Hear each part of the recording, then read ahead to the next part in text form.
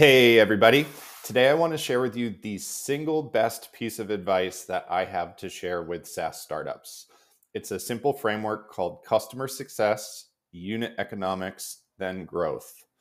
I was introduced to this by HubSpot's Mark Roberge. He was their original CRO, and this is a framework that he uses to advise SaaS startups. And it's super simple. It's only 6 words, but it will save you so many headaches.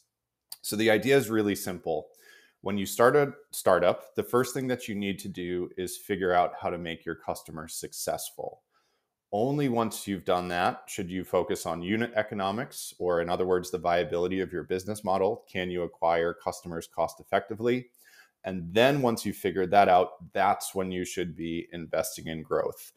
It is critically important that you do those 3 things in that order. And this is something that sort of logically makes sense to almost everybody I've shared this with. They kind of nod their heads and then they run off and do what every other startup does. They build an MVP and they immediately focus on growth. Inevitably, churn will occur. This causes all sorts of headaches in the context of a SaaS business. So it's really important that you step through these steps in subsequent order. And let's unpack that a little bit. So on the customer success front, this is really your license to do things that don't scale. The idea is when you first start a company, no matter what, it doesn't have to be cost effective. It doesn't have to be scalable. All you need to do is figure out how to make your customers successful. Once you figure out how to make them successful, you have relatively low churn. You're going to have a higher customer lifetime value. You're going to have sticky customers. Then you can go ahead and focus on unit economics.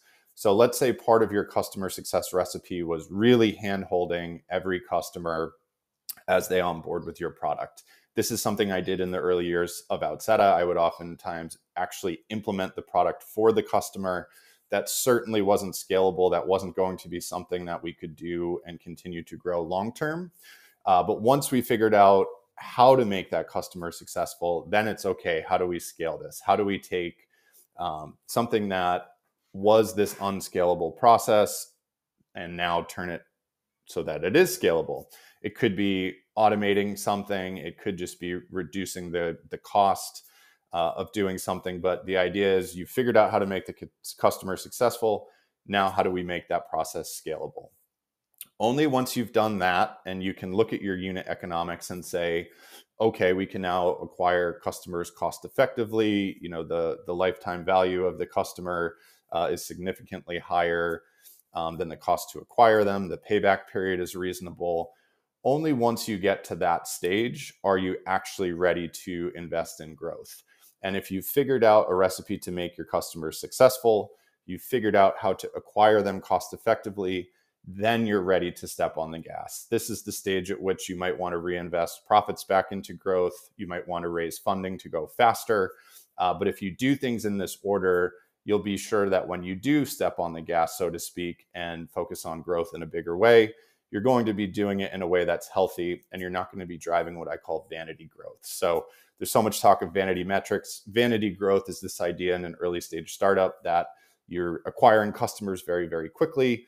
But if you haven't figured out the recipe for customer success, you're going to see a lot of churn. If you haven't figured out the unit economics, you're just going to burn a lot of money in chasing that growth.